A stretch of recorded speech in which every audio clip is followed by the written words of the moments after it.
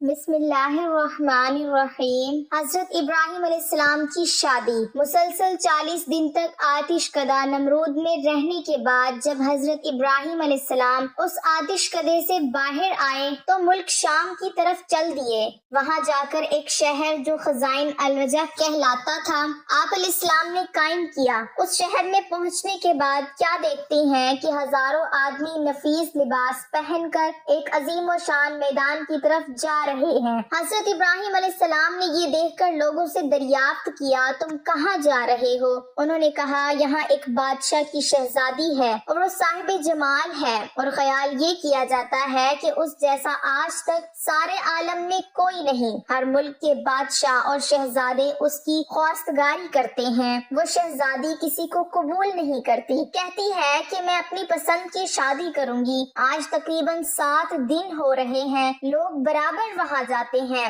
اس کا طریق عمل یہ ہے کہ جب سب وہاں جمع ہو جاتے ہیں تو شہزادی خود نکل کر دیکھتی ہے، لیکن پسند کوئی نہیں کرتی۔ یہ بات جب حضرت ابراہیم علیہ السلام نے سنی، انہی لوگوں کے ساتھ ہو لیے اور اسی میدان کے ایک گوشے میں جا بیٹھے۔ جب دوپہر ہو گئی اور تمام لوگ حاضر ہو گئے تو وہ شہزادی اپنے ساتھ 70 خواہشیں لے کر اور تاج زری سر پر رکھ کر اور نقاب چہرے پر ڈال کر اور ایک طاہرین ڈیزائن زیورات سے جڑا ہوا ہاتھ میں لے کر میدان میں جا کر ایک سرے سے سب کو دیکھنے لگی۔ جب حضرت ابراہیم علیہ السلام کے پاس پہنچی تو ایک نور ان کی پیشانی پر چمکتا ہے۔ وہ شہزادی اس نور کو دیکھ کر ان کے حسن و جمال پر عاشق ہو گئی اور طاہران جزیری کو حضرت ابراہیم علیہ السلام کی گود میں ڈال دیا اور خود تخت پر جا بیٹھی۔ اس کے بعد بادشاہ وقت کے لوگ حضرت ابراہیم علیہ السلام کو بادشاہ کے پاس لے گئے۔ حقیقت وہ نور جس پر شہزادی عاشق ہوئی وہ نور محمدی صلی اللہ علیہ وسلم تھا، جو حضرت ابراہیم علیہ السلام کی پیشانی پر ظاہر ہوا تھا۔ بادشاہ نے اسے دیکھ کر اپنی بیٹی کی طرف نگاہ کی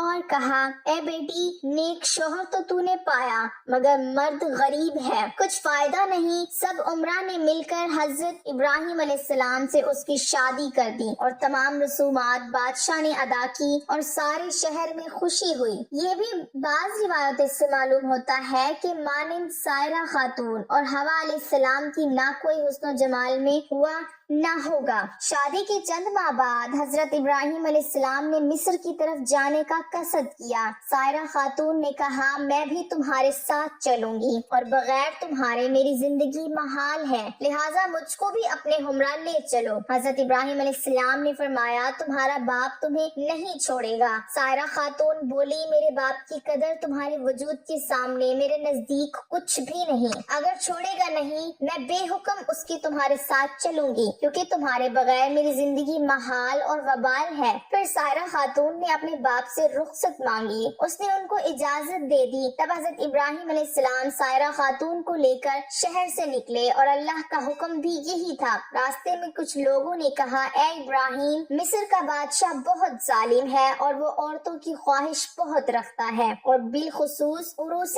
نوح کا بہت زیادہ شائق ہے اور بہت جلد اس کی طرف مائل ہو جاتا ہے۔ اس کے راستے پر 10 آدمی متعین رہتے ہیں، جو کوئی مال و اسباب مصر لے کر جاتا ہے تو اس کو پکڑ کر اس کا محصول لے لیتے ہیں، اور اگر کوئی سوداگر عورت کو ساتھ لے جاتا ہے تو وہ اس عورت کو بھی چھین لیتا ہے۔ یہاں سے حضرت ابراہیم علیہ السلام کی دوسری شادی کی ابتدا ہو رہی ہے۔ یہ سن کر حضرت ابراہیم علیہ السلام اندیشہ کرنے لگے، کیونکہ حضرت ابراہیم علیہ السلام ناموس میں بزرگ تھے اور سائرہ خاتون کے برابر حسینہ سارے جہان میں کوئی عورت نہ تھی، اس راہ کے سوا جانے کے واسطے کوئی دوسری راہ بھی نہ تھی۔ حضرت ابراہیم علیہ السلام نے ایک صندوق بنا کر سائرہ خاتون کو اس میں چھپا کر کفر لگا دیا اور صندوق کو اونٹ پر کسوا دیا۔ جب شہر میں جا پہنچے تو محصول والے آ کر صندوق کھولنے لگے تاکہ اس کی جنس دیکھ کر اس کے مواقف اس کا محصول لیں، پر حضرت ابراہیم علیہ السلام نے فرمایا، صندوق مت کھولو، اس کا محصول جو ہوگا وہ میں دوں گا، اگر تم یہ چاہو تو صندوق کے وزن کے برابر سونا چاندی بھی لے لو تو بھی تم کو دے دی جائے گی۔ یہ سن کر ان کو اور بھی زیادہ اشتیاق ہوا کہ نامعلوم اس میں کیا چیز ہے، ضرور کھولنا چاہیے۔ چنانچہ انہوں نے بلا اصرار اس صندوق کو کھولا تو دیکھتے ہیں کہ ایک عورت صاحب جمال و حسن اس میں بیٹھی ہے، جس کا ثانیہ گھر تلاش بھی کیا جائے تو ملنا ناممکن ہے۔ جب محصول والے حضرت ابراہیم علیہ السلام اور سائرہ خاتون کو بادشاہ کے نزدیک لے کر گئے تو بادشاہ ملعون نے پوچھا، یہ عورت تمہاری ہے؟ حضرت ابراہیم علیہ السلام نے بادشاہ کو جواب دیا جو اسلامی جواب تھا۔ آپ علیہ السلام نے فرمایا، یہ میری بہن ہے۔ بیوی کو بہن کہنا سابقہ شریعت میں درست تھا۔ یہ جواب سن کر اس ملعون نے کہا، تم مجھے اپنی بہن کو دے دو۔ تب حضرت ابراہیم علیہ السلام نے فرمایا، وہ اپنی ذات کی مالک ہے۔ سائرہ خاتون نے کہا، پناہ مانگتی ہوں میں اللہ سے۔ وہ ملعون یہ سن کر ہنسا اور حکم دیا کہ اس کو حمام میں لے جاؤ، نہلا دھلا کر لباس فاخرہ پہنا کر خوشبو سے معطر کر کے میرے پاس لاؤ۔ ملعون کے حکم پر ایسا ہی کیا گیا۔ اللہ نے حضرت جبرائیل علیہ السلام کو بھیجا کہ پردہ حضرت ابراہیم علیہ السلام کی آنکھوں سے ہٹا دیں تاکہ حضرت ابراہیم علیہ السلام وہ تمام گفتگو جو ملعون حضرت سائرہ خاتون کے ساتھ گزرے سن سکیں اور ان کے تمام حالات آنکھوں سے دیکھ سکیں۔ جب جمال مبارک حضرت سائرہ خاتون کا اس ملعون نے دیکھا تو فوراً اس نے دست درازی کا قصد کیا۔ اسی وقت اس کا ہاتھ شل اور خشک ہو گیا۔ پھر اس نے چاہا کہ بے ادبی کرے، تب اللہ کے حکم سے اپنے زانوں تک زمین میں دھس گیا۔ جب اس کا کوئی بس نہ چل سکا تو کہنے لگا، یہ عورت تو جادوگر ہے۔ حضرت سائرہ خاتون نے اس ملعون سے کہا، اے بدبخت، میں جادوگر نہیں ہوں، لیکن خامن میرا خداوند قدوس کا دوست ہے جو سب کی نگہبانی کرنے والا ہے اور اللہ کی درگاہ میں دعا کرتا ہے تاکہ تو مجھے بے عزت نہ کر سکے۔ یہ سن کر اس نے توبہ کی، فی الفور ہاتھ اس کا درست ہو گیا، زمین نے بھی اس کو چھوڑ دیا۔ پھر جب دوسری مرتبہ سائرہ خاتون کی طرف نگاہ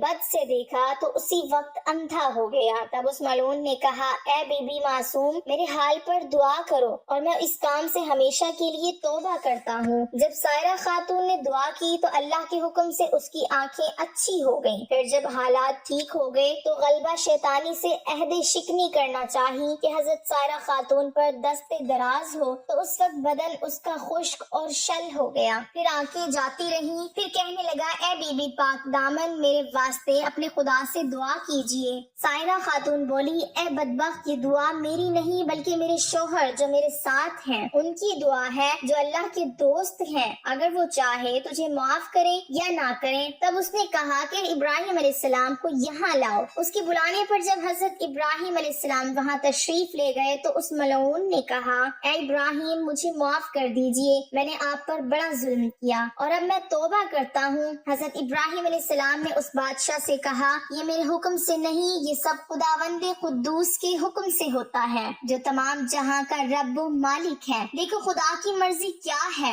اس کے مطابق کرنا ہوگا۔ اس وقت حضرت جبرائیل علیہ السلام نے آ کر فرمایا، اے ابراہیم، خدا تعالیٰ نے تمہیں سلام کہا اور فرمایا کہ جب تک یہ تمام ملک اور خزانہ تم کو نہ دے دے تم ہرگز اس سے راضی نہ ہونا۔ پھر حضرت ابراہیم علیہ السلام نے اس بادشاہ سے بات کہی کہ میرا رب ایسا فرماتا ہے۔ بادشاہ نے یہ باتیں سنی، تمام سلطنت اور اپنا خزانہ حضرت ابراہیم علیہ السلام کو دے دیا۔ یہ کیفیت ہونے پر حضرت ابراہیم علیہ السلام نے اس بادشاہ کی حال پر دعا کی۔ اس دعا کی برکت سے صحت اور تندرستی پائی۔ مروی ہے کہ حضرت ابراہیم علیہ السلام نے اس مملکت کے 2 حصے کر کے جو جانب کنعان تھا وہ آپ علیہ السلام نے خود رکھ لیا اور باقی جو بچا اس کو واپس کر دیا۔ بادشاہ نے ایک صاحبزادی دوشیزہ نیک خوبصورت صاحب جمال لا کر حضرت سائرہ خاتون سے کہا، اے نیک بخت بی بی، میں نے تمہاری بے حرمتی کی کوشش کی اور میں نے تم کو دیکھ کر اندیشہ بد کیا۔ تمہارے عفو معاف کرنے کے شکرانے میں یہ بی بی حاجت ان کو دیتا ہوں جو گناہ اور تقصیر مجھ سے ہوئی معاف کیجیے۔ حضرت ابراہیم علیہ السلام حضرت سائرہ خاتون اور بی بی کو لے کر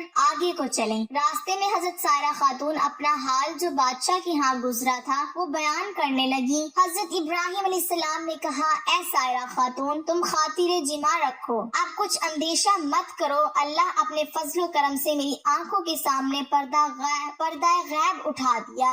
جو باتیں تجھ پر گزرتی تھی مجھ پر سب ظاہر ظاہر ہو جاتی تھی، اور جو تم کرتی اور کہتی تھی تو وہ میں دیکھتا اور برابر سنتا تھا۔ حضرت سائرہ خاتون نے بی بی ہاجرہ کو حضرت ابراہیم علیہ السلام کی خدمت میں دے دیا۔ مصر سے نکلتے ہوئے 10 سال کا عرصہ گزر چکا تھا، لیکن حضرت سارہ اولاد کی نعمت سے اب تک محروم رہی، حالانکہ اللہ نے حضرت ابراہیم علیہ السلام سے اولاد دینے کا وعدہ فرمایا تھا۔ حضرت سارہ خاتون نے حضرت ابراہیم علیہ السلام سے کہا، مجھے تو اولاد کی طرف سے نا امیدی ہو چکی ہے، آپ ہاجرہ سے عقد کر لیجئے کہ اللہ نے اولاد دینے کا وعدہ فرمایا ہے تو شاید اسی سے کوئی اولاد ہو۔ حضرت ابراہیم علیہ السلام نے سائرہ خاتون کی خواہش کے موقف حضرت بی بی ہاجرہ سے عقد کر لیا۔ اللہ کی شان کے 1 سال بعد ہی ان کے بدن سے حضرت اسماعیل علیہ السلام پیدا ہوئے۔ حضرت سائرہ خاتون کی وفات کی تھوڑی مدت بعد حضرت ابراہیم علیہ السلام ایک اور عورت کو اپنے نکاح میں لائے جن کا نام کتورن تھا، جس کے بدن سے 6 بیٹے پیدا ہوئے۔ حضرت ابراہیم علیہ السلام نے ایک اور عورت سے بھی نکاح کیا جس کا نام حجورہ تھا۔ کتاب مذکورہ میں اس بیوی کا نام حجین بھی لکھا گیا ہے۔ اس کے بدن سے حضرت ابراہیم علیہ السلام کے 7 بیٹے پیدا ہوئے۔